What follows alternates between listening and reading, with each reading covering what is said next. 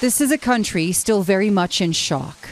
A month on since the worst civilian massacre in Israel's history, they pay tribute.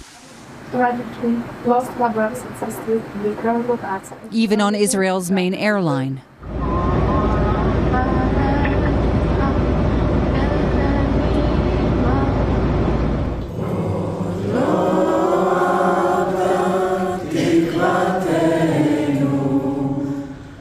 $1,400 dead and more than 200 still believed to be held hostage. Among them are about 30 children. The youngest, just 9 months old, baby Kfir Baibas, had just learned how to crawl. And that's his father, Yarden, who can't get enough of him. Baby Kfir is now 10 months old, and his relatives are tormented by the thoughts of what the days are like in the tunnels where they suspect he, his 4-year-old brother Ariel, and both their parents are being held. What do they eat? Do they have something to eat? The baby, does he get formula? Do they get sleep? Do they get beaten? On October 7th, Hamas fighters drilled open their front door. By then, the family was hiding in the safe room. But how do you force a baby to be quiet? I can hear their screams, Yarden wrote in a message to his sister. Be quiet, she replied. We're trying, he said.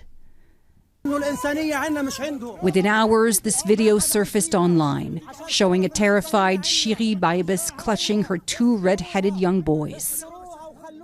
At one point, the attackers say, protect her, she has babies. Let them know we are humane. Yarden is seen covered in blood, taken away on a motorcycle. The grandparents would later be found dead. Right now, what we believe is until we get our loved ones back, there should be no ceasefire on the Gaza Strip. The more civilians die on the other side, do you not fear that that could impact the way your family is treated? I'm not a politician and I'm not a military strategist.